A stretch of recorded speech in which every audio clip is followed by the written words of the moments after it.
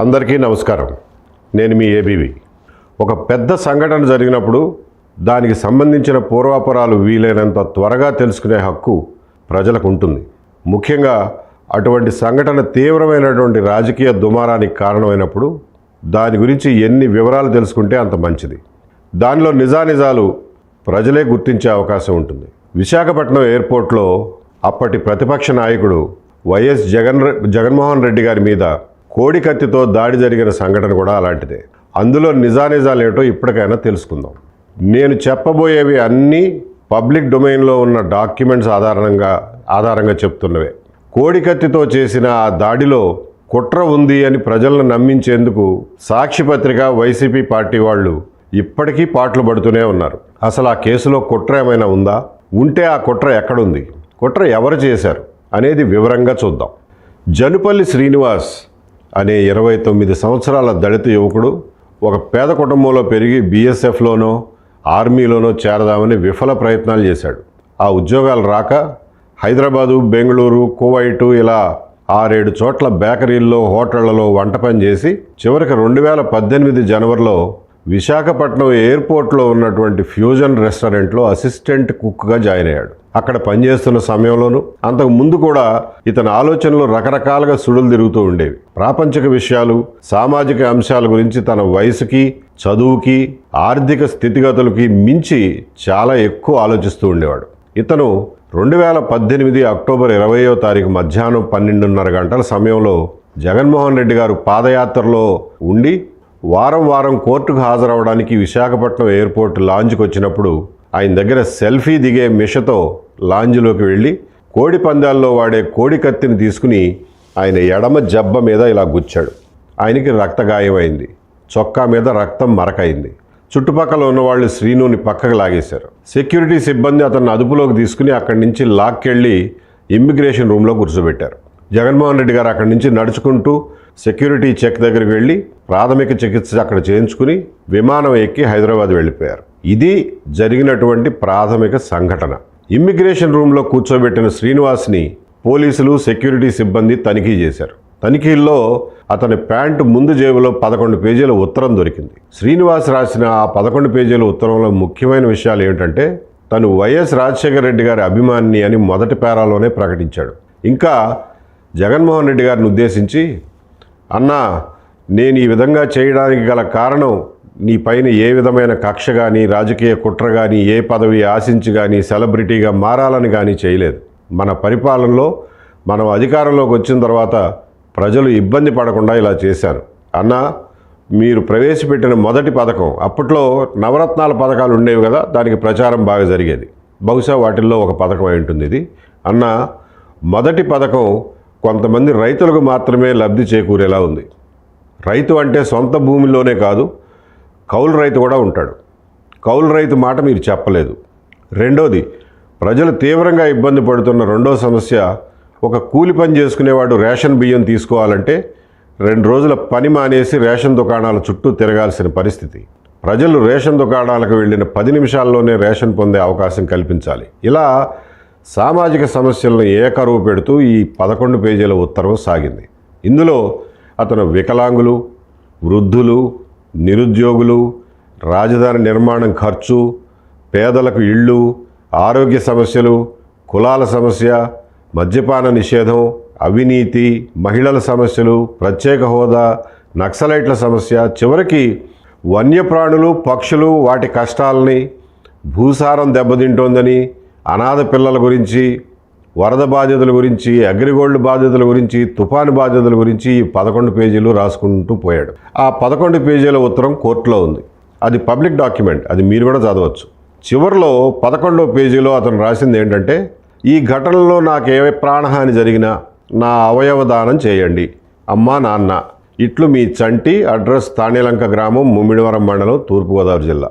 ఇది ఈ 11 పేజీల ఉత్తర సారాంశం. 11వ పేజీని తన చేతి వ్రాతతో కెలికినట్టుగా హడావిడిగా రాశాడు. 2-3 లైన్లు మాత్రమే ఉంది. అది సంఘటన జరగడానికి 10 నిమిషాల ముందే ఒక తెల్ల కాగితం తీసుకుని దాని మీద గబగబా రాశాడంట.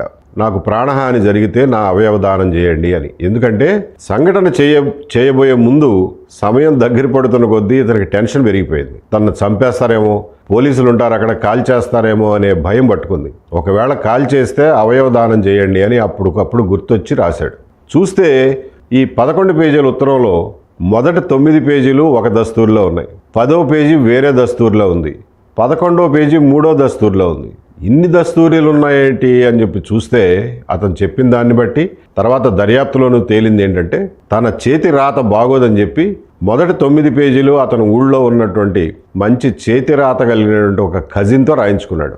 రఫ్ బుక్లో టెక్స్ట్ తనే ఇచ్చి దాన్ని మంచి చేతి రాతతో రాయించాడు. 10వ పేజీ ఎవరు రాశారయ్యా అంటే, ఈ సంఘటనకి ముందు రోజు రాత్రి కొన్ని విషయాలను మర్చిపోయాను అని అందులో అగ్రిగోల్డ్ తుఫాను సమస్యలు ఉన్నాయి. 10వ పేజీని సంఘటనకు ముందు రోజు తన రూమ్మేట్తో రాయించాడు.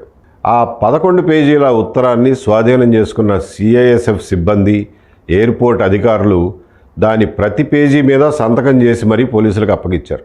ఈ ఉత్తరం ఎవరు చదివినా ఇతను వైఎస్ రాజశేఖర రెడ్డి గారి అభిమాని అని, అలాగే జగన్మోహన్ రెడ్డి గారి అభిమాని అని, ఆయన పార్టీ అధికారంలోకి రావాలని, వచ్చి తను చేసిన సూచనలన్నీ పాటించాలని కోరుకుంటున్నాడని అర్థమవుతుంది. పోలీసులు అడిగితే శ్రీనివాస్ అదే చెప్పాడు, తను జగన్ అభిమాని అని చెప్పుకొచ్చాడు. మరి అభిమాని వై ఉండి కత్తితో ఎందుకు పొడిచావా అని ప్రశ్నిస్తే అతను చెప్పింది ఏంటంటే, చిన్న గాయం చేస్తే తను చెప్పదలుచుకున్నటువంటి మాట తన ఉత్తరం ఖచ్చితంగా చదువుతారని, అలాగే చిన్న గాయం చేస్తే సానుభూతి వచ్చి బాగా ఓట్లు వచ్చి ఆయన 150 సీట్లతో ముఖ్యమంత్రి కావాలని పొడిచాను సార్ అని చెప్పాడు.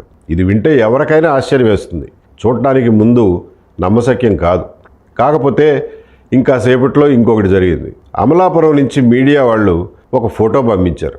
ఆ ఫోటోలో ఏముంది అంటే, జనవరి 1 నూతన సంవత్సరం 2018 సందర్భంగా శ్రీనివాస్ వాళ్ళ ఊళ్ళో ఒక ఫ్లెక్సీ వేయించాడు. దాన్ని బజార్లో కట్టించాడు. ఆ ఫ్లెక్సీలో శ్రీనివాస్ బొమ్మ, జగన్మోహన్ రెడ్డి గారి బొమ్మ, నూతన సంవత్సర శుభాకాంక్షలు అనే అక్షరాలు, ఒక పక్షి బొమ్మ ఉన్నాయి. ఆ ఫోటో చూస్తే ఇతను జగన్మోహన్ రెడ్డి గారి అభిమాని అనే విషయం తెలిసిపోతుంది. ఆ 11 పేజీల ఉత్తరం, ఈ ఫ్లెక్సీ బొమ్మ చూస్తే ఎవరికైనా కానీ శ్రీనివాస్ చెప్తున్న స్టోరీ నిజమే అని ప్రాథమికంగా అనిపిస్తుంది. అసలు ఉద్దేశం ఏమిటా అనేది ఖచ్చితంగా చెప్పలేం, కానీ అతను మాత్రం రాజశేఖర రెడ్డి గారికి, జగన్మోహన్ రెడ్డి గారికి అభిమాని అనే విషయం రూఢి అవుతుంది. మామూలుగా అయితే ఈ విషయాలు వెంటనే బయటకు చెప్పాల్సిన అవసరం ఉండేది కాదు. కానీ ఇంతలోనే వైసీపీ నాయకుల ప్రకటనల వెల్లువ మొదలైంది. ఒకరేమో కత్తికి విషం పూశారంటారు, ఇంకొకరేమో హత్యా ప్రయత్నం చేశారంటారు, ఇది జగన్మోహన్ రెడ్డి గారి హత్యకి ఫలానా వాళ్ళు పన్నిన కుట్ర అని ఇంకొకరు, ఇలా విచ్చలవిడిగా మీడియాలో మాట్లాడటం మొదలెట్టారు. రాయలసీమలో కొన్ని పట్టణాల్లో అయితే రోడ్ల మీద వైసీపీ కార్యకర్తలు గుమికూడి టైర్లు రోడ్ల మీద వేసి కాల్చడం మొదలుపెట్టారు.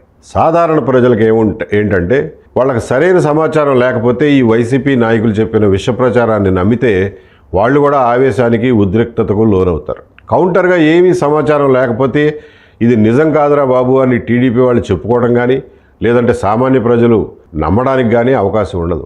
ఈ విష ప్రచారాన్ని ఖండించకపోతే ఎటు దారి తీస్తుందో చెప్పలేము. అందుకనే ఈ ఫ్లెక్సీ ఫోటో, ఈ 11 పేజీల ఉత్తరం సారాంశం అన్నీ చదివి అతను చెప్పిన మాటలు పోల్చుకుని నమ్మకం కలిగిన తర్వాత అప్పటి డీజీపీ గారికి 4-5 సార్లు చెప్పగా ఆయన బలవంతాన మీడియా ముందుకు వచ్చి, ఈ సంఘటనకు పాల్పడిన వ్యక్తి జగన్మోహన్ రెడ్డి గారి అభిమాని, సానుభూతి కోసమే ఈ పని చేశానని చెప్తున్నాడు అని చెప్పాల్సి వచ్చింది. ఇందులో అవాస్తవం ఏమీ లేదు. ఫ్లెక్సీ ఫోటో అప్పటికే వాట్సాప్ గ్రూపుల్లో అన్ని జిల్లాల వాళ్లకు వెళ్ళిపోయింది. దాంతో ప్రజలు కొంచెం ఊపిరి పీల్చుకున్నారు. ఇదంత పెద్ద సంఘటన కాదు, ఎవరో అభిమాని పిచ్చభిమానంతో చేసిన పనిలాగా ఉందని చెప్పి వాళ్ళు చల్లబడ్డారు. దాంతో వైసీపీ వాళ్ళు హింసను ప్రేరేపించడానికి చేసిన ప్రయత్నాలన్నీ బెడిసికొట్టాయి. అయినా సరే ఈ సంఘటన జరిగిన 25వ తేదీన రాష్ట్ర వ్యాప్తంగా వైసీపీ నేతలు, వాళ్ళ అనుచరులు మొత్తం 350 ప్రదర్శనలు, ధర్నాలు చేశారు. వివరాలు తెలిసిన మర్నాడు కూడా పోటీపడి మరీ 125కు పైగా ధర్నాలు చేశారు. ఈ ధర్నాల్లో మొత్తం ఒక 25,000 మంది పాల్గొన్నారని అంచనా. ఆ రోజుల్లో పేపర్లో వచ్చిన వార్తలు చూస్తే ఎవరికైనా ఈ విషయాలు తెలుస్తాయి. ఈ 25,000 మందికి సాధారణ ప్రజలకి జత కలిస్తే జరిగే హింసను కంట్రోల్ చేయడం చాలా కష్టం. గతంలో విజయవాడలో వంగవీటి మోహన్ రంగా గారి హత్య తర్వాత జరిగిన హింస, ఇందిరాగాంధీ, రాజీవ్ గాంధీ గారుల హత్యల తర్వాత జరిగిన హింసలు మన కళ్ళ ముందే ఉన్నాయి. ఆ మధ్యలోనే తునిలో రైలు దహనం, దాచేపల్లిలో జరిగిన ఆందోళనలు కూడా చూసాం. కాబట్టి ఇలాంటి సంఘటనలను ఆధారంగా చేసుకుని రాజకీయ పార్టీలు ఒక ప్రణాళిక ప్రకారం హింసని ప్రేరేపిస్తే దాన్ని అదుపు చేయడం చాలా కష్టం. విచారణకు ముందే ఇతను జగన్ అభిమాని అని చెప్పి ప్రకటించడాన్ని చాలామంది తప్పుపడుతుంటారు. అలా ఎలా చెప్తారండి, దర్యాప్తు అవ్వకుండానే ఎలా చెప్తారని చాలామంది ప్రశ్నించారు. ఇక్కడ గమనించాల్సిన విషయం ఏంటంటే దర్యాప్తు వేరు, ప్రజాశాంతిని అంటే పబ్లిక్ ఆర్డర్ని శాంతి భద్రతలను కాపాడడం అనేది వేరు. ఈ రెంటిని వేరువేరుగా చూడాలి. విచారణ ఎక్కడికి పోదు, సాక్ష్యాలు ఏమి కనుమరుగు అవ్వవు. కానీ శాంతి భద్రతలు మాత్రం ఒక్కసారి అదుపు తప్పితే వాటిని మళ్ళీ కంట్రోల్ చేయడం చాలా కష్టం. ఆస్తి నష్టం, ప్రాణ నష్టం కూడా జరగవచ్చు. ఎవరిదైనా ఇల్లుగా తగలబడిపోతుంటే ముందు మంటలు ఆర్పేందుకు ప్రయత్నం చేస్తావా, లేకపోతే ఇంటి రిజిస్ట్రేషన్ కాగితాలు చూపించండి, బిల్డింగ్ పర్మిషన్ చూపించండి, ఇది మీ ఇల్లే అని నమ్మకం ఏమిటి, అసలు మంట ఎక్కడ మొదలైంది, ఎలా మొదలైంది అని ప్రశ్నలు అడుగుతావా? ఇది కూడా అలాంటిదే. దర్యాప్తు చేసేవాళ్ళు దర్యాప్తు చేసుకుంటూ పోతుంటారు, శాంతి భద్రతలు కాపాడాల్సిన వాళ్ళు కాపాడాలి కదా. కొంచెం విజ్ఞత ఉన్నవారు ఎవరైనా సరే దీన్ని అర్థం చేసుకోగలుగుతారు. కాకపోతే రాష్ట్రాన్ని తగలబెడదామనుకుని ప్రణాళిక వేసుకున్న వైసీపీ వాళ్ళు మాత్రం దీన్ని రచ్చ చేస్తారు, రచ్చ చేశారు కూడా. సరే, శాంతి భద్రతలను కాపాడటం అయిపోయింది. విచారణ ఏం చేశారు? అదే రోజున ఒక స్పెషల్ ఇన్వెస్టిగేషన్ టీం SIT వేశారు. ఆ టీము విశాఖపట్నంలో ఉన్న సాక్ష్యాధారాలు, సాక్షుల స్టేట్మెంట్లు, FIR కట్టడం అవన్నీ పూర్తి చేసుకుని రాత్రికి రాత్రే బయలుదేరి హైదరాబాద్ వెళ్ళింది. జగన్మోహన్ రెడ్డి గారు అప్పటికే హైదరాబాద్ వెళ్ళిపోయారు కాబట్టి ముందు ఆయన స్టేట్మెంట్ తీసుకోవాలి కాబట్టి వాళ్ళు హైదరాబాద్ వెళ్ళారు. విశాఖపట్నంలో మొదటి రోజు విచారణలోనే కొంత తేలింది.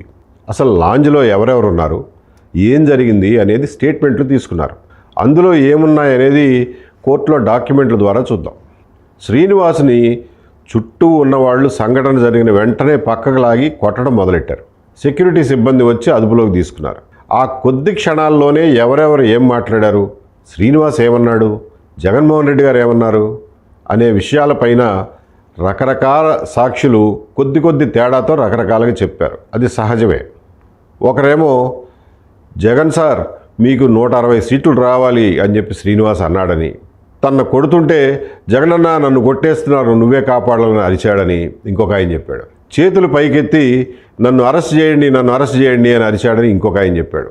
జగనన్న నువ్వే సీఎం కావాలి, నీ కోసం నా ప్రాణం ఇస్తాను, నన్ను అరెస్ట్ చేయండి అరిచినట్టుగా ఇంకొక ఆయన చెప్పాడు. అన్న నువ్వంటే మంచి క్రేజ్ ఉంది, 160 సీట్లు గెలిచి సీఎం అవుతావు, మా సమస్యలన్నీ పరిష్కరిస్తావు అని ఇంకొకరు అట్లా అన్నాడని చెప్పారు. ఇంకొకరేమో పొడిచిన వెంటనే క్షమించన్నా నీకేమీ కాదు, ఏ ప్రమాదం జరగదు అని జగన్మోహన్ రెడ్డి గారితో అన్నాడు అని చెప్పారు. కొట్టడం మొదలుపెట్టిన తర్వాత నేను SCని నన్ను కొట్టొద్దు అరెస్ట్ చేయండి అని అరిచినట్టుగా ఇంకొకళ్ళు స్టేట్మెంట్ ఇచ్చారు. ఇలా రకరకాలుగా చెప్పారు.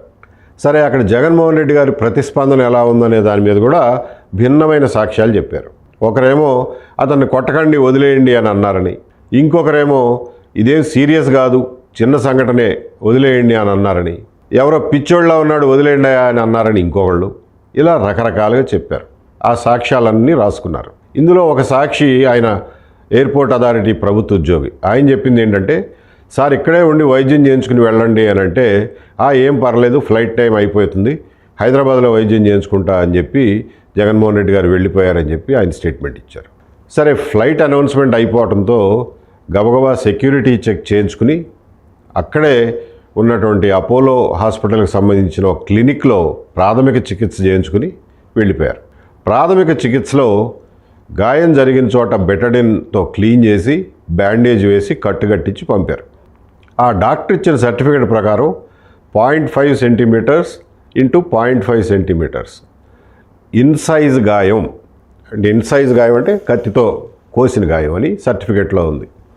0.5 సెంటీమీటర్స్ అంటే 5 మిల్లీమీటర్లు. ఇందులో కుట్ర అంటూ ఏదన్నా ఉంటే అది జగన్మోహన్ రెడ్డి గారు హైదరాబాద్లో దిగిన తర్వాత మొదలైంది. ఏం జరిగింది అక్కడ? హైదరాబాద్లో దిగిన తర్వాత జగన్మోహన్ రెడ్డి గారు అక్కడ ఉన్న ఎయిర్పోర్ట్ లాంజ్లోకి వెళ్ళారు. ఆ లాంజ్లోకి విజయసాయి రెడ్డి గారు వచ్చారు. జగన్ గారితో ఒక అరగంట మాట్లాడారు. సిటీ న్యూరో హాస్పిటల్ నుంచి ఒక అంబులెన్సు, 2 డాక్టర్లు వచ్చారు. ఆ వచ్చిన డాక్టర్లో ఒకరు విశాఖపట్నంలో వేసిన బ్యాండేజ్ తీసేసి వెంటనే చేయాల్సింది ఏమీ లేదు బాగానే ఉంది అంతా అని చూసి ఒక పెయిన్ కిల్లరు, ఒక TT ఇంజెక్షన్ ఇచ్చి మళ్ళీ కొత్త బ్యాండేజ్ కట్టేశారు. అక్కడికి వచ్చిన వాళ్ళతో జగన్ గారు చాలాసేపు మాట్లాడారు. గంట సేపు ఎయిర్పోర్ట్లోనే గడిపారు. గంట తర్వాత ఎయిర్పోర్ట్ నుంచి సిటీ న్యూరో హాస్పిటల్కి వెళ్ళారు. కత్తికి విషం పూసారేమో అన్న అనుమానం కనుక ఉంటే గంట సేపు లాంజ్లో గడుపుతారా? అక్కడ సిటీ న్యూరో హాస్పిటల్లో ఇంకో డ్రామా మొదలైంది. అదేంటంటే జగన్మోహన్ రెడ్డి గారిని ఐసీయూలో ఒక ప్రత్యేకమైన గదిలో ఉంచారు. ఒక బ్లూ రంగు హాస్పిటల్ గౌన్ వేసుకుని దీనంగా మొహం పెట్టి ఫోటోలు దిగి రిలీజ్ చేశారు. ఆ తర్వాత జరిగిన చిన్న గాయాన్ని పగలదీసి పెద్దగా చేశారు. 5 మిల్లీమీటర్ల ఉన్న దాన్ని 35 మిల్లీమీటర్ల లోతుగా పగలదీశారు. ఎందుకు ఇదంతా అంటే తగిలిన గాయమేమో చాలా చిన్నది. ఆ గాయాన్ని చూపిస్తే ఎవరైనా చిన్న గాయమే కదా అని కొట్టిపారేస్తారు. కాబట్టి రాజకీయంగా పనికిరాదు అది. అందుకని పగలదీసి పెద్దదిగా చేసి చేతికి ఒక బ్లూ కలర్ స్లింగ్ వేసుకుని బయటికి రావాలని సిటీ న్యూరో హాస్పిటల్ వాళ్ళు ఆ గాయాన్ని పగలదీసి పెద్దగా చేసి 0.5 x 0.5 ఉన్న గాయాన్ని 1 x 0.5 x 3.5 సెంటీమీటర్స్ చేశారు. ఎందుకు చేశారా అని చెప్పి అడిగితే డీబ్రైడ్మెంట్ ప్రొసీజర్ చేశామండి అన్నారు. అసలు డీబ్రైడ్మెంట్ అనేది ఎప్పుడు చేస్తారంటే ఎవరైనా యుద్ధాల్లో కానీ యాక్సిడెంట్లో కానీ గాయాలు అయ్యాక మట్టిలో పడిపోతే చికిత్స అందటానికి చాలా టైం పట్టే పరిస్థితి ఉంటే ఈలోపు గాయం మీద మట్టి పేరుకుపోయి దెబ్బ ఎండిపోయి చర్మం మాడిపోయి ఆ మాడిపోయిన చర్మంలో ఇసుక రేణువులు దుమ్ము అతుక్కుపోయినప్పుడు ఆ ఎండిపోయిన చర్మాన్ని కత్తిరించి గాయం పై పొర తీసేసి తొందరగా కోలుకోవడం కోసం ఇన్ఫెక్షన్ రాకుండా ఉండటం కోసం చేసే ప్రొసీజర్ని డీబ్రైడ్మెంట్ అంటారు. ఇక్కడ అవసరం ఏం కలిగింది ఎవరికీ తెలియదు. ఈ డీబ్రైడ్మెంట్ చేయకపోతే ఇంత పెద్ద గాయం అయ్యిందని చెప్పి రాజకీయంగా చెప్పుకోవడానికి ఉండదు కదా. చేతికి స్లింగ్ కూడా అవసరం లేదు కదా. స్లింగ్ లేకుండానే హైదరాబాద్ వరకు జగన్మోహన్ రెడ్డి గారు వచ్చేసారు కదా. మళ్ళీ ఇక్కడ స్లింగ్ వేసుకుంటే అది చూడటానికి ఎబ్బెట్టుగా ఉంటుంది కాబట్టి డీబ్రైడ్మెంట్ పేరుతో గాయాన్ని పగలదీశారు. ఇది సిటీ న్యూరో ఆసుపత్రిలో చేసిన నిర్వాకం. ఈ ఆసుపత్రి యజమాని సాంబశివారెడ్డి గారు. దానికి ప్రతిఫలంగా ఆయనకి 2019 ఆగస్టులో ఏపీ మెడికల్ కౌన్సిల్ చైర్మన్గా పదవి ఇచ్చారు. అదే కాదు, మే 2020లో ఆరోగ్యశ్రీ ట్రస్ట్కి వైస్ చైర్మన్గా 2వ పదవి కూడా ఇచ్చారు. మర్నాడు ఉదయం హైదరాబాద్ వెళ్ళినటువంటి సిట్ టీము ఆసుపత్రికి వెళ్ళి, అయ్యా మీ రక్తంతో తడిచిన చొక్కా మాకు సాక్ష్యంగా కావాలి, దాన్ని ఫోరెన్సిక్ ల్యాబ్కు పంపించాలి అని చెప్పి 91 సిఆర్పిసి కింద నోటీస్ ఒకటి ఇచ్చారు. జగన్మోహన్ రెడ్డి గారిని మీ స్టేట్మెంట్ రికార్డ్ చేసుకుంటాము అని చెప్పి 160 సిఆర్పిసి నోటీస్ ఇవ్వబోయారు. రూమ్ బయటనే ఉన్న సజ్జల రామకృష్ణారెడ్డి గారు ఆ నోటీస్ తీసుకుని, ఈ పోలీసుల మీద మాకు నమ్మకం లేదు, దాడి చేసింది జగన్మోహన్ రెడ్డి గారి అభిమాని అని డీజీపీ ముందే ప్రకటించడాన్ని మేము తప్పుపడుతున్నాం, కాబట్టి మేము మీకు సహకరించేది లేదు, మేము స్టేట్మెంట్ ఇవ్వము అని నోటీసు మీదే రాసి సంతకం పెట్టి ఇచ్చేశారు. ఏం చేయాలో తెలియని పరిస్థితి పోలీసులది. జగన్మోహన్ రెడ్డి గారు స్టేట్మెంట్ ఇవ్వనన్నారు. దీంతో ఏం చేయాలో తెలియక అక్కడే ఉన్నారు. ఒక అరగంట సేపు ఐసీయూలో ఆ స్పెషల్ రూమ్ బయటే నుంచుని ఉన్నారు. ఆ తర్వాత ఏమనుకున్నారో ఏమో కానీ లోపలికి రమ్మన్నారు. లోపల విజయమ్మ గారు, షర్మిల గారు, భారతిరెడ్డి గారు, సజ్జల రామకృష్ణారెడ్డి గారు ఉన్నారు. ఇంకొక ఆయన కూడా ఉన్నారు కానీ ఆయన పేరు అనవసరం. జగన్మోహన్ రెడ్డి గారు దాదాపు 20 నిమిషాలు మాట్లాడారు ఆ పోలీస్ టీంతో.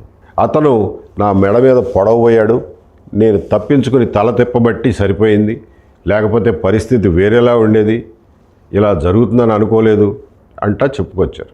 సార్ హైదరాబాద్ ఎందుకు వచ్చారు, విశాఖలో వైద్యం చేయించుకోవచ్చు కదా అంటే, అక్కడ ఉంటే గొడవలు అవుతాయి, కమోషన్ అవుతుంది, హైదరాబాద్లో మెరుగైన వైద్యం ఉంటుంది కాబట్టి హైదరాబాద్ వచ్చాను అని జగన్మోహన్ రెడ్డి గారు చెప్పారు.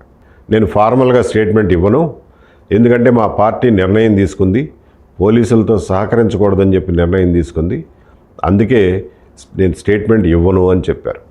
అదంతా విన్న తర్వాత పోలీసులు బయటకు వచ్చేసారు. పోలీసులు వెళ్ళిపోయిన 10-15 నిమిషాలకే జగన్మోహన్ రెడ్డి గారు డిశ్చార్జ్ అయిపోయి చేతికి ఒక స్లింగ్తో ఫోటోలు దిగి లోటస్ పాండ్లో ఇంటికి వెళ్ళిపోయారు. ఒకటి ఆలోచిద్దాం, ఒకవేళ ఆనాటి డీజీపీ చెప్పింది అబద్ధం అనుకున్నా, లేకపోతే తొందరపాటు అనుకున్నా, జగన్మోహన్ రెడ్డి గారు అధికారంలోకి వచ్చిన తర్వాత ఆయన సంజాయిషి అడిగి ఉండొచ్చు, తప్పు చేసి ఉంటే ఛార్జ్ మెమో ఇవ్వచ్చు, ఎవరు చెప్పమన్నారా నీకు అని తప్పు పట్టవచ్చు. కానీ అధికారంలోకి వచ్చిన తర్వాత అలాంటిది ఏమీ జరగలేదు. ఆయన్ని ఆర్టీసీ ఎండీగా నియమించారు. ఆర్టీసీ ఎండీ పదవిలోనే రిటైర్ అయిపోతే మళ్ళీ కమిషనర్ ఆఫ్ ఎంక్వైరీస్గా 2-3 ఏళ్ళు పోస్ట్ రిటైర్మెంట్ పదవి కూడా ఇచ్చారు. కాబట్టి డీజీపీ ఆ రోజున మీడియాలో చెప్పటం వల్ల ఏదో నష్టం జరిగిపోయిందనేది శుద్ధ తప్పు. హైదరాబాద్లో ఈ కుట్ర డ్రామాలు జరుగుతున్నప్పుడే సాక్షి మీడియాలో విష ప్రచారం పెరిగిపోయింది. రోజు అబద్ధం వార్తలు రాయడం, విజయమ్మ గారితో జగన్ బాబుని ప్రజలే రక్షించుకోవాలి ఇలాంటి స్టేట్మెంట్లు ఇప్పించడం, కోర్టులో కేసులు వేశారు, కేంద్ర దర్యాప్తు సంస్థలతోనే దర్యాప్తు చేయించాలని డిమాండ్ పెట్టారు. ఆ కేసు హైకోర్టులో 2-3 నెలలు నడిచింది. ఈ లోపల ఈ ఎస్ఐటి బృందం, స్పెషల్ ఇన్వెస్టిగేషన్ టీం, వాళ్ళ దర్యాప్తు వాళ్ళు కొనసాగిస్తూనే ఉన్నారు. వాళ్ళు ఏం పని ఆపలేదు. దర్యాప్తును దాదాపు ఒక కొలిక్కి తీసుకొచ్చారు. ఆ రోజుల్లో వైసీపీకి అప్పటి కేంద్ర ప్రభుత్వానికి ఉన్న సంబంధాలు మనందరికీ తెలుసు. దాని ఫలితంగా సరిగ్గా డిసెంబర్ 31వ తారీఖున ఈ కేసుని నేషనల్ ఇన్వెస్టిగేషన్ ఏజెన్సీ ఎన్ఐఏ, జాతీయ దర్యాప్తు సంస్థ అంటారు, వాళ్ళకు అప్పగిస్తూ హోంమంత్రిత్వ శాఖ నోటిఫికేషన్ ఇచ్చింది. డిసెంబర్ 31నే ఎందుకు ఇచ్చారంటే దానికి ఒక లెక్క ఉంది. డిసెంబర్ 31 అనేది ఆంధ్రప్రదేశ్ తెలంగాణ ఉమ్మడి హైకోర్టుకి ఆఖరి రోజు. ఆ మర్నాడు 2 కోర్టులు విడిపోయి రికార్డులన్నీ మోసుకుని ఏపీ హైకోర్టు విజయవాడలో ఇరిగేషన్ ఆఫీస్లో జనవరి 1, 2019 మొదలైంది. కేంద్ర హోంశాఖ ఇచ్చిన నోటిఫికేషన్ ప్రశ్నించడానికి ఆ రోజు ఏ కోర్టు అందుబాటులో లేదు. అంతకుముందు ఇలాంటిదే ఒక కేసు జరిగింది. 2014 మేలో చెన్నై సెంట్రల్ స్టేషన్లో ఒక బాంబ్ బ్లాస్ట్ జరిగింది. అందులో ఒక సాఫ్ట్వేర్ ఉద్యోగి చనిపోయాడు. దురదృష్టవశాత్తు ఆయన తెలుగు ఆయన. ఆ కేసుని ఎన్ఐఏకి ఇస్తూ ఏకపక్షంగా అప్పటి కేంద్ర ప్రభుత్వం నిర్ణయం తీసుకుంది. దాని మీద తమిళనాడు ప్రభుత్వం అభ్యంతరం చెప్పి మీ ఎన్ఐఏ ఏం అవసరం లేదు, ఆ కేసు మేము దర్యాప్తు చేయగలమని చెప్తే కేంద్రం నోటిఫికేషన్ రద్దు చేసుకుంది. అంటే ఈ కోడికత్తి కేసు ఒక మనిషి చనిపోయిన బాంబ్ బ్లాస్ట్ కేసు కంటే సీరియస్ అని చెప్పి ఆ రోజు కేంద్ర ప్రభుత్వం భావించినట్లు. ఏమో కానీ మొత్తానికి కోడికత్తి కేసుని ఎన్ఐఏకి ఇచ్చారు. ఎన్ఐఏ వాళ్ళు 31వ తేదీన రావటమే తరువాయి 1వ తేదీన ఎఫ్ఐఆర్ జారీ చేశారు. కోడికత్తి శ్రీనివాసుని కస్టడీలోకి తీసుకుని జనవరి 12 నుంచి 16వ తేదీ వరకు కస్టోడియల్ ఇంట్రాగేషన్ చేశారు. అట్లాగే జనవరి 14 నుంచి 20 అంటే కేవలం 6 రోజుల్లో 40 స్టేట్మెంట్లు రికార్డ్ చేశారు. విశాఖపట్నం, హైదరాబాదు, శ్రీనివాస్ స్వస్థలమైనటువంటి చుట్టుపక్కల గ్రామాల్లో కూడా స్టేట్మెంట్లు తీసుకున్నారు. 25 డాక్యుమెంట్లు సేకరించారు. 23 జనవరి నాటికి ఛార్జ్షీట్ వేసేశారు. ఎంత ఫాస్ట్గా విచారణ పూర్తి చేశారో చూడండి. వారం రోజుల్లో స్టేట్మెంట్ రికార్డు, ముద్దాయి విచారణ, డాక్యుమెంట్ సేకరణ అయిపోయింది. ఛార్జ్షీట్ దాఖలు కూడా అయిపోయింది. కేసు తీసుకున్న 23 రోజుల్లో ఛార్జ్షీట్ వేయడం అనేది ఎన్ఐఏ చరిత్రలో బహుశా మొదటిసారి అయి ఉంటుంది. ఇంత హడావిడికి ఎందుకు చేశారు అని ఆలోచిస్తే 2 విషయాలు తెలుస్తాయి మనకి. ఒకటి, అప్పటికే శ్రీనివాసన్ జైల్లో ఉంచి 90 రోజులు దాటిపోయింది. జ్యుడిషియల్ కస్టడీలో ఉంచి ఛార్జ్షీట్ వేయకపోతే అతనికి టెక్నికల్ గ్రౌండ్స్ మీద స్టాట్యుటరీ బెయిల్ వచ్చే అవకాశం ఉంది. శ్రీనివాస్కి బెయిల్ వస్తే ఏమవుతుంది? శ్రీనివాస్కి బెయిల్ వస్తే నిజాలు బయటకు వస్తాయి. బయటకు వచ్చిన తర్వాత అతని గురించి అందరికీ తెలుస్తుంది. అతను నిజంగానే జగన్మోహన్ రెడ్డి గారి అభిమాని, అందులో కుట్రకోణం ఏమీ లేదనే విషయం బయటకు వచ్చేస్తుంది. ఓ పక్కన ఎన్నికలు ముందుకు వస్తున్నాయి. కుట్ర జరగలేదని, అసలు కుట్ర వైసీపీ వాళ్ళు చేశారనే విషయం బయటపడుతుంది. కాబట్టి శ్రీనివాసుని ఎట్టి పరిస్థితుల్లో బయటికి రాకుండా చేసేందుకు, బెయిల్ రాకుండా చేసేందుకు ఈ ఛార్జ్షీట్ని హడావిడిగా వేసేశారు. రెండోది, ఎన్నికల్లోపు దీని నుంచి పూర్తి స్థాయిలో రాజకీయ లబ్ధి పొందాలనేది ప్లాన్. అందుకే ఎన్ఐఏ హడావిడి ఛార్జ్షీట్. ఎన్ఐఏ వాళ్ళు వేసిన ఛార్జ్షీట్లో వాళ్ళు ఏమైనా పోనీ కొత్తగా ఏమైనా కనిపెట్టారా, ఏదైనా కుట్ర కోణాన్ని ఛేదించారా అంటే ఏమీ లేదు. అప్పటికే స్టేట్ పోలీస్ చేసినటువంటి విచారణలో పావు వంతు కూడా వాళ్ళు దర్యాప్తు చేయలే. హడావిడిగా అరకొరగా వేసినటువంటి ఛార్జ్షీట్ అది. ఎన్ఐఏ సేకరించిన 25 డాక్యుమెంట్లను చూస్తే అందులో 24 డాక్యుమెంట్లు నేరం నిరూపించడానికి ఎందుకు పనికిరానివి. వాళ్ళ డాక్యుమెంట్స్లో పనికొచ్చేది ఒకే ఒకటి ఉంది. అదేంటంటే శ్రీనివాస్ ఇంట్రాగేషన్ స్టేట్మెంట్. దాన్నే వాళ్ళ భాషలో డిస్క్లోజర్ మెమరాండమ్ ఆఫ్ అక్యూజ్డ్ అంటారు. దాన్ని సాక్షుల సమక్షంలో వీడియో రికార్డింగ్ కూడా చేస్తారు. కాబట్టి కోర్టులో దానికి ఎంతో కొంత విలువ ఉంటుంది. అంతకుముందే నవంబర్ 1వ తారీఖునే ఎస్ఐటి వాళ్ళు శ్రీనివాస్ని ఇంట్రాగేట్ చేశారు. వాళ్ళు కూడా స్టేట్మెంట్ రికార్డ్ చేశారు. ఆ స్టేట్మెంట్ కూడా ఇప్పుడు కోర్టులో ఉంది. దీన్ని పోల్చుకుంటే రెండిట్లో ఏం తేడా లేదు. అంటే శ్రీనివాస్ తన మాటను మార్చలా. స్టేట్ పోలీసులకు ఏం చెప్పాడో, ఎస్ఐటి ముందు ఏం చెప్పాడో, ఎన్ఐఏ ముందు కూడా అదే చెప్పాడు. ఎన్ఐఏ స్టేట్మెంట్లో ఏముందయా అని చూస్తే అందులో కూడా తన జీవిత కథ అంతా చెప్పుకుంటూ వచ్చి ఏదైనా విచిత్రమైన పని చేస్తే తప్ప తను చెప్పదలుచుకున్నది ఎవరు వినరు, కాబట్టి కోడికత్తితో జగన్ గారి దండ మీద గుచ్చాలని అనుకున్నానని, అక్కడ గుచ్చితే ప్రమాదం ఉండదు కాబట్టి అలా చేసినానని, అలా చేస్తే సానుభూతి వల్ల జగన్మోహన్ రెడ్డి గారికి బాగా ఓట్లు వస్తాయని, ఆయన సీఎం అవుతారని చెప్పుకుంటూ పోయాడు. తను జగన్మోహన్ రెడ్డి గారు నిజంగా చంపే ఉద్దేశం ఉంటే మా హోటల్లో మాంసం నరికే పెద్ద కత్తులు ఉంటాయండి, అది వాడేవాడిని కదా అన్నాడు. కత్తితో గుచ్చినప్పుడు ఇన్ఫెక్షన్ రాకుండా ఉండటానికి, ఎక్కువ నొప్పి పెట్టకుండా ఉండటానికి 2 సార్లు కత్తిని వేడి నీళ్లలో మరగబెట్టినట్టు, అంతేకాకుండా ఆ పొడిచిన రోజు ఉదయం ఆ కత్తిని అన్నం వండటం కోసం కాచిన వేడి నీళ్ళలో మరొకసారి ఉడకబెట్టినట్టు అలా చేస్తే నొప్పి తక్కువ అవుతుందని చెప్పాడు. అట్లాగే ఏపీ పోలీసులు తనను విచారించినప్పుడు బాగా కొట్టారని, కానీ అబద్ధం చెప్పమని అయితే బలవంతం చేయలేదని, నిజం చెప్పమన్నారని, ఏ పార్టీ తరఫున చేశావు, ఏ పార్టీ ప్రోత్సహిస్తే చేశావు, ఎవరు చెబితే చేశావు అని కొట్టి అడిగారని, తను వాళ్ళకి ఆ రోజు ఏ అబద్ధం చెప్పలేదని, తను ఒక్కడనే తనకు తనే నిర్ణయం తీసుకుని చేశానని ఏపీ పోలీసులకు చెప్పానని, ఒకవేళ ఏపీ పోలీసులు కనుక ఎవరి పేరైనా బలవంతంగా చెప్పిస్తే అప్పుడు మ్యాజిస్ట్రేట్ గారి ముందు హాజరుపరిచినప్పుడు స్టేట్మెంట్ ఇచ్చి ఫిర్యాదు చేద్దాం అనుకున్నానన్నాడు. కానీ ఏపీ పోలీసులు అలా బలవంతం చేయకపోవడం వల్ల కొట్టినా కూడా ఆ దెబ్బల గురించి మ్యాజిస్ట్రేట్ దగ్గర మాట్లాడలేదని ఎన్ఐఏ వాళ్ళు రాసిన స్టేట్మెంట్లో, ఇంట్రాగేషన్ స్టేట్మెంట్లో రాశారు.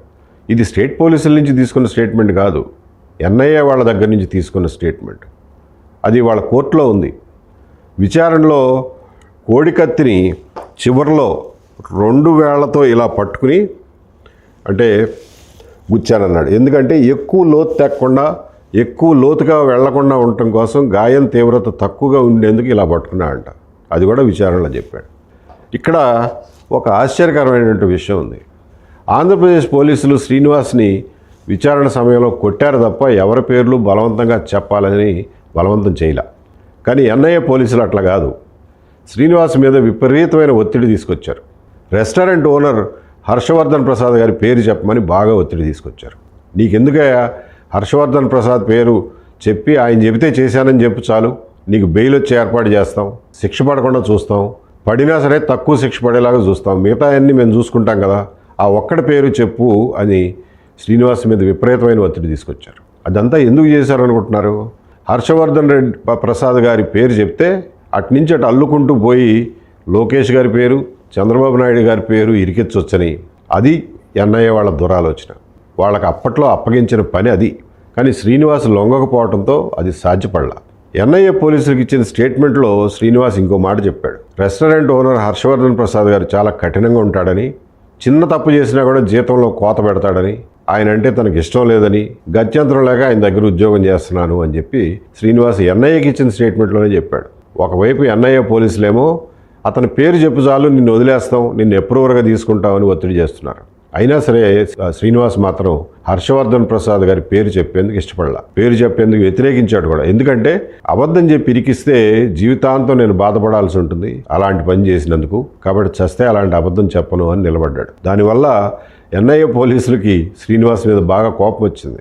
ఛార్జ్షీట్ వేసిన తర్వాత 21 సార్లు బెయిల్ పిటిషన్ వేస్తే 21 సార్లు బెయిల్ రాకుండా చేశారు. అంతేకాకుండా చచ్చి చెడి లాయర్ సలీం గారి పుణ్యమా అని మే 2019లో జిల్లా కోర్టులో శ్రీనివాస్ బెయిల్ తెచ్చుకున్నాడు. అయితే నెల రోజుల లోపే 2019 జూన్ కల్లా ఎన్ఐఏ పోలీసులు హైకోర్టుకు పోయి బెయిల్ రద్దు చేయించారు. మళ్ళీ ఆగస్టులో శ్రీనివాస్ జైలుకి వెళ్ళిపోవాల్సి వచ్చింది. అప్పటి నుంచి 5 ఏళ్ల పాటు శ్రీనివాస్కి విముక్తి అనేది లేదు. మొత్తం 6 సంవత్సరాలు జైల్లో ఉన్నాడు. ఇదంతా ఎందుకు చెప్తున్నానంటే, ఒక పేదవాడు, దళితుడు అయినటువంటి శ్రీనివాస్ అన్ని కష్టాల్లో ఉండి కూడా యజమాని అంటే ఇష్టం లేకపోయినా యజమానిని తప్పుడు కేసులో ఇరికించేందుకు వ్యతిరేకించాడు, దానికి సహకరించలేదు. కాబట్టి పేదవాళ్లలో, అభాగ్యుల్లో ఎంత నీతివంతమైన వాళ్ళు ఉంటారో మనం గ్రహించాల్సినటువంటి అవసరం ఉంది. ఇది మనుషుల్ని కులాలుగా, వర్గాలుగా విడదీసి వాళ్ళందరినీ ఒక మోస పద్ధతిలో చూసే వాళ్ళకి కనువిప్పు కావాలి. శ్రీనివాస్ ఇరికించడానికి సహకరించకపోయినప్పటికీ ఆ రెస్టారెంట్ యజమాని హర్షవర్ధన్ ప్రసాద్కి ఎలాంటి నరకం చూపించారో అందరికీ తెలుసు. ఆ రెస్టారెంట్ మూయించేశారు. 2020 వరకు కాంట్రాక్ట్ ఉంది, ఆ కాంట్రాక్ట్ రద్దు చేయించారు. కాంట్రాక్ట్ రద్దు చేయించి బజార్ని పడేశారు. తర్వాత ఆయన్ని ఏ వ్యాపారం చేసుకొనివ్వలా. 2024 ఎన్నికల ముందు మీకు గుర్తుండే ఉంటుంది, హర్షవర్ధన్ ప్రసాద్ గారి భార్య ఒక వీడియో సందేశంలో వాళ్ళ కుటుంబం ఎంత బాధ అనుభవిస్తోంది, ఎన్ని అవమానాలు పడింది, ఆర్థికంగా ఎంత నష్టపోయింది చాలా వివరంగా వీడియోలో వెల్లడించారు. 2019 ఎన్నికలు అయిపోయినాయి. ఎన్ఐఏ పోలీసులు అప్పటికే 2019 జనవరిలోనే ఛార్జ్షీట్ వేసేశారు. కానీ అంతటితో వాళ్ళు ఆగల.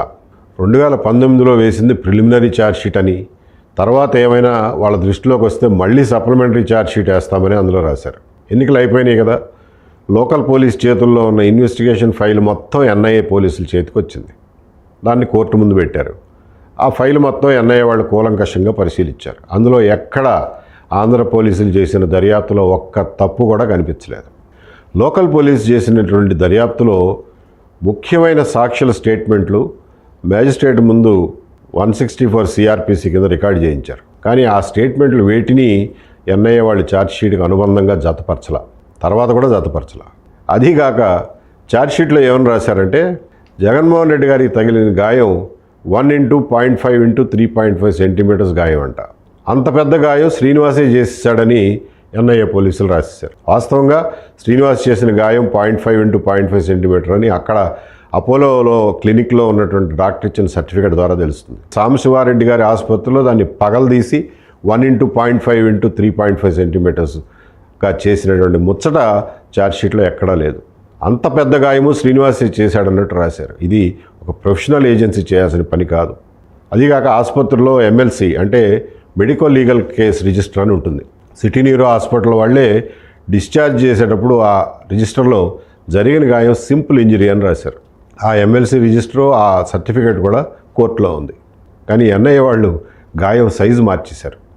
తీవ్రమైన గాయం అయితేనో మరణాన్ని కలగజేస్తేనో పెట్టాల్సిన సెక్షన్ని శ్రీనివాస్ మీద పెట్టారు. అదొకటే కాదు, టెర్రరిస్టుల పైన పెట్టాల్సిన సెక్షన్లు కూడా శ్రీనివాస్ మీద పెట్టారు.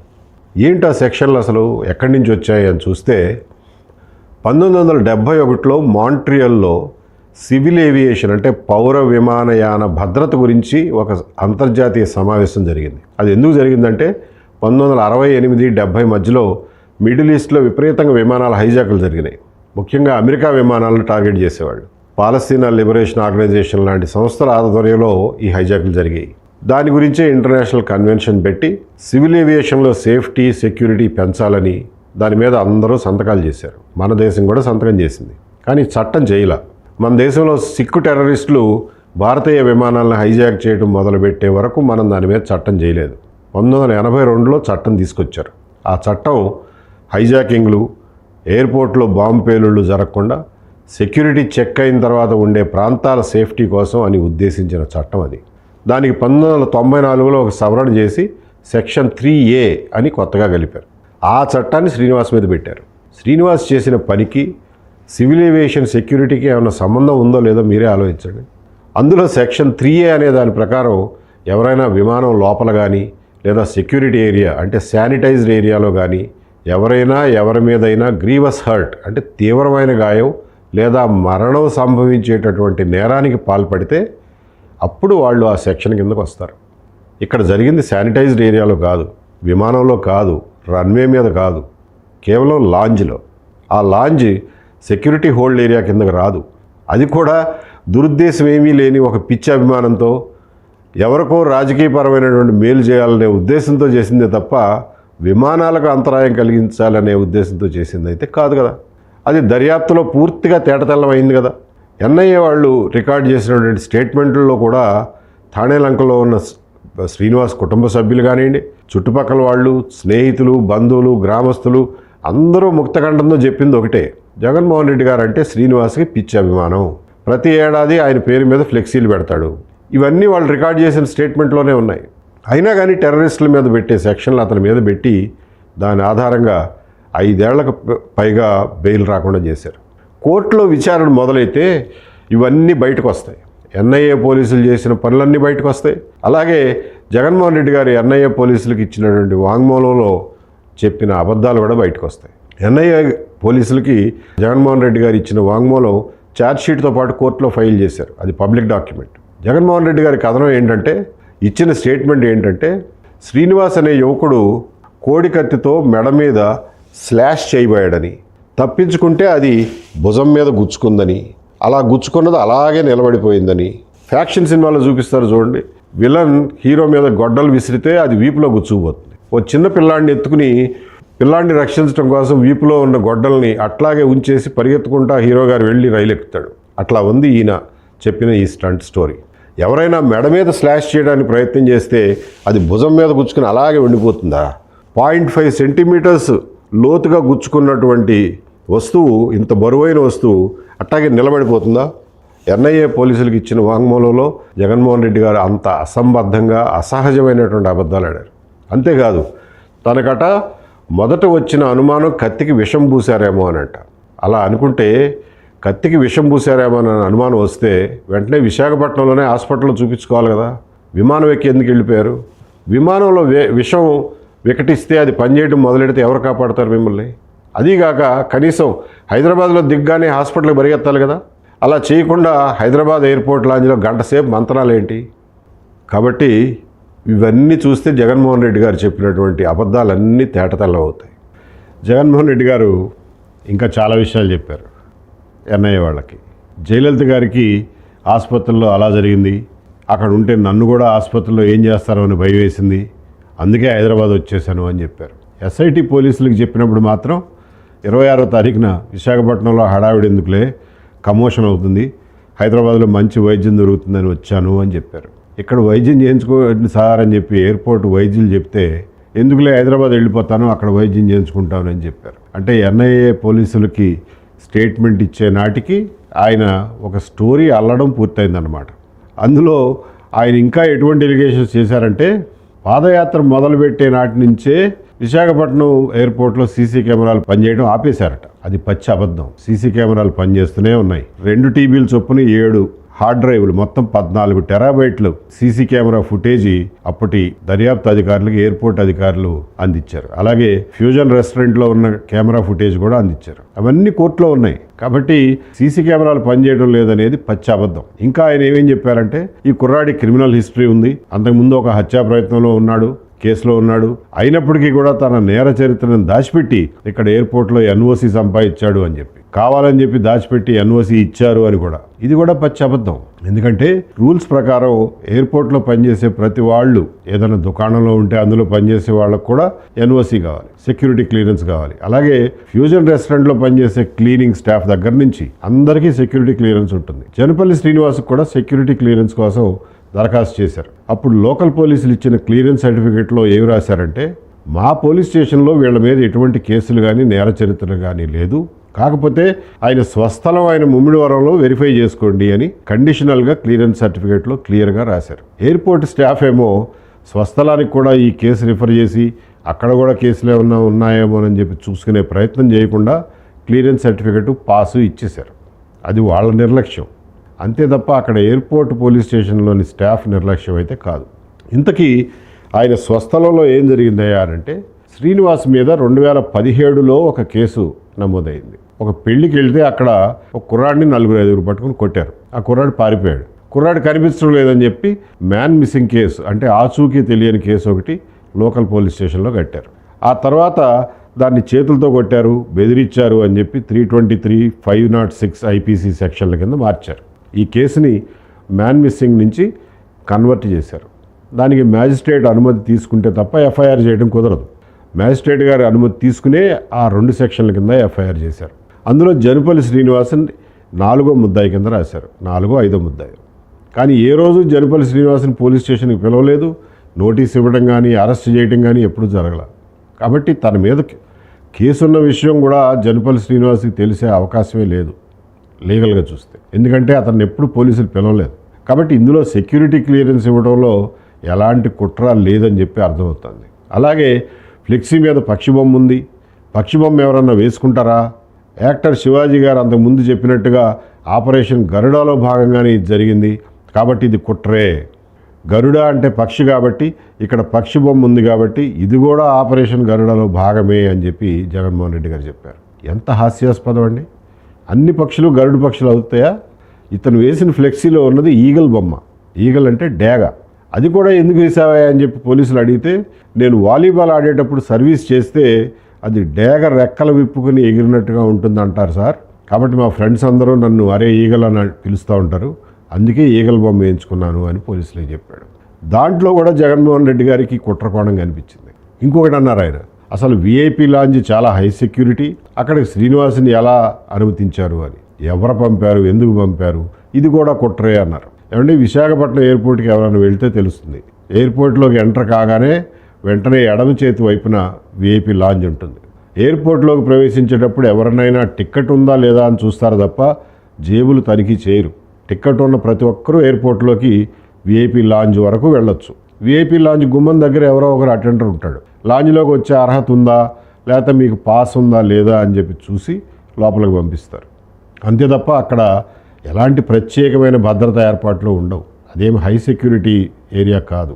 సెక్యూరిటీ చెక్ అయిన తర్వాత మాత్రమే దాన్ని సెక్యూరిటీ హోల్డ్ ఏరియా అంటారు. అక్కడ చాలా హై సెక్యూరిటీ భద్రతా ఏర్పాట్లు ఉంటాయి. దానికంటే ముందే లాంజ్ ఉంటుంది. జగన్మోహన్ రెడ్డి గారితో ఫోటో దిగాలి అని చెప్పి ఒక వైసీపీ నాయకుడిని శ్రీనివాస్ బతిమిలాడితే ఆయనే వీఐపీ లాంజ్లోకి తీసుకెళ్లారు. అట్లా చాలా సులువుగా లాంజ్లోకి శ్రీనివాస్ వెళ్ళిపోయాడు.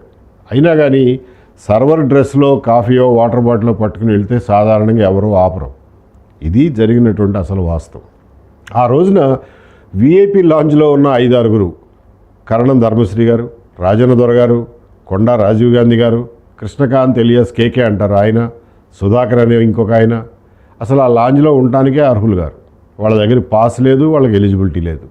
ఎలా వచ్చారయ్యా అని అంటే జగన్మోహన్ రెడ్డి గారే బలవంతం చేసి మా వాళ్లే రానివ్వండి అని చెప్పి తీసుకెళ్లారు. ఈ విషయం ఎయిర్పోర్ట్ సెక్యూరిటీ స్టాఫ్ అధికారికంగా రాతపూర్వకంగా ఎస్ఐటికి ఇచ్చారు. కాబట్టి ఆ వీఐపీ లాంజ్లోకి శ్రీనివాస్ రావడంలో అసహజత్వం ఏంటూ ఏమీ లేదు. హర్షవర్ధన్ ప్రసాద్ని హర్షవర్ధన్ చౌదరి అంటూ హర్షవర్ధన్ చౌదరి కుట్ర చేసి ఆయన ఒకప్పుడు గాజువాక సీటు కోసం టీడీపీలో ప్రయత్నం చేశాడు.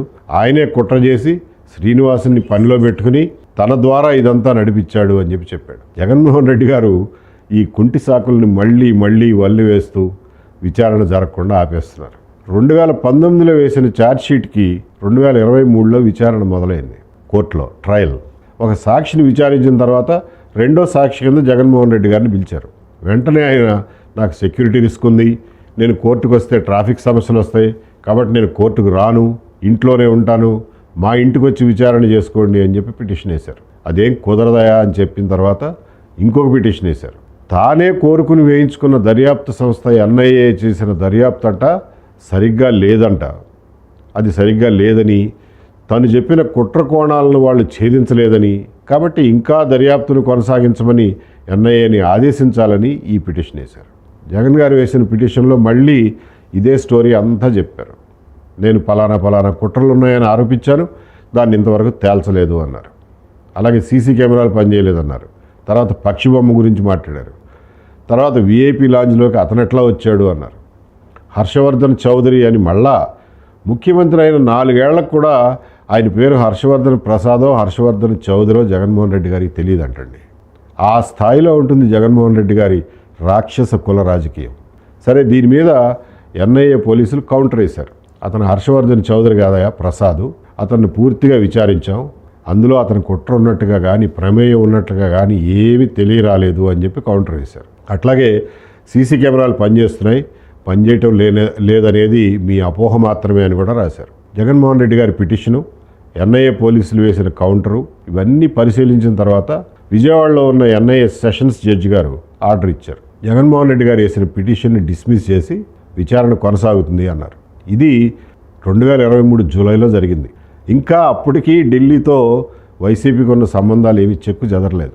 ఈ పిటిషన్ మొహం చూస్తే డిస్మిస్ అవుతుందని ఎవరైనా ముందే ఊహిస్తారు. దాంతో ఢిల్లీ నుంచి ఇంకొక ఆర్డర్ తీసుకొచ్చారు.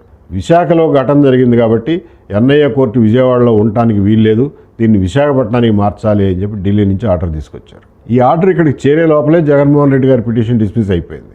దాని తర్వాత హోంశాఖ వాళ్ళు ఇచ్చినటువంటి నోటిఫికేషన్ వల్ల ఈ రికార్డు మొత్తం విశాఖపట్నం సెషన్స్ జడ్జి గారి దగ్గరికి చేరింది. జగన్మోహన్ రెడ్డి గారు ఇప్పుడు మళ్ళీ హైకోర్టుకి వెళ్ళారు. కోర్టు మారింది కాబట్టి ఇంతకుముందు వేసిన పిటిషన్నే మళ్ళీ ఈ కోర్టులో వేసుకుంటాం, కాబట్టి విజయవాడ జడ్జి గారు ఇచ్చినటువంటి ఆర్డర్ని పక్కన పెట్టండి అని చెప్పి హైకోర్టుకి వెళ్ళారు.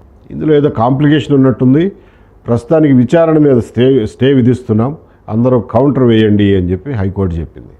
ఇది జరిగింది 2023 అక్టోబర్లో. ఎన్ఐఏ పోలీసులు కౌంటర్ వేశారు. అయినా సరే హైకోర్టులో ఆ కేసు ఒక కొలిక్కి రాల. విచారణ మీద ఇప్పటికీ స్టే కొనసాగుతూనే ఉంది.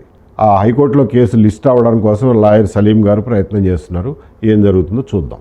మనం తెలుసుకోవాల్సింది ఏంటంటే, ఈ కేసు విచారణ అంటూ జరిగితే, విచారణ పూర్తయితే శ్రీనివాస్ చేసిన తప్పేమిటి, ఎంత శిక్షకు అర్హుడు అనే విషయం తేలిపోతుంది. విచారణ జరగకపోతే ఆ విషయం తేలదు కదా. కానీ విచారణ జరిగితే జగన్మోహన్ రెడ్డి గారు చెప్పిన అబద్ధాలన్నీ బయటకు వస్తాయి. ఆయన చేసిన కుట్ర అభియోగాలన్నీ అబద్ధాలని తేలిపోతాయి. కాబట్టే జగన్మోహన్ రెడ్డి గారు ఈ కేసును విచారణకు రాకుండా శత విధాలుగా ప్రయత్నం చేస్తున్నారు. ఎక్కడైనా ఒక నేరస్తుడు విచారణను అడ్డుకోవడం చూసాం, ఎందుకంటే శిక్ష పడుతుందేమోనని భయం ఉంటుంది. కానీ ఒక సాక్షి విచారణను అడ్డుకోవటం కేవలం జగన్మోహన్ రెడ్డి గారి విషయంలో మాత్రమే సాధ్యం. జగన్ గారి లాయర్ల ముందు, డబ్బు బలం ముందు శ్రీనివాస్ ఏం చేయగలడు? జగన్మోహన్ రెడ్డి గారి అధికార దాహానికి ఈ ఒక దళిత కుటుంబం బలైపోయింది. తన కోసం ప్రాణాలు పోగొట్టుకోవడానికి కూడా సిద్ధపడినటువంటి ఒక దళిత యువకుడి జీవితంలో కాలం స్తంభించిపోయింది. ఇదంతా జగన్మోహన్ రెడ్డి గారి వల్లనే. ఇదేం న్యాయమో మీరే చెప్పండి. జై భీమ్ సినిమా లాంటి కథలు సినిమాల్లోనే కాదు, మన కళ్ళ ముందే ఉంటాయి. మనమే సరిగ్గా చూడడం లేదు, అంతే. ఈ కేసు విషయంలో ప్రజల్లో, ముఖ్యంగా వైసీపీ కార్యకర్తల్లో ఉన్న అనుమానాలన్నీ నివృత్తి చేయడానికి ప్రయత్నం చేశారు. ఇంకా ఏమైనా అనుమానాలు ఉంటే సరైన భాషలో కామెంట్లు పెట్టండి, మీ అనుమానాలు వ్యక్తం చేయండి. నాకు చేతనైనంత వరకు సందేహాలు నివృత్తి చేయడానికి ప్రయత్నం చేస్తాను. పొరపాటున కూడా తప్పుడు భాష వాడకండి. మళ్ళా నేను దాన్ని రిపోర్ట్ చేసి బ్లాక్ చేసే పని నాకు పెట్టమాకండి. ఈ కేసుకు సంబంధించిన వివరాలన్నీ మీ ముందుంచాను, మీరే ఆలోచించుకోండి. ఇన్ని అబద్ధాలు ఆడి ఇన్ని కుట్రలు చేసినటువంటి జగన్మోహన్ రెడ్డి గారు నెవర్ అగైన్. ఈ కేసులో పురోగతి ఎప్పటికప్పుడు మీతో పంచుకుంటారు. అందరికీ నమస్కారం.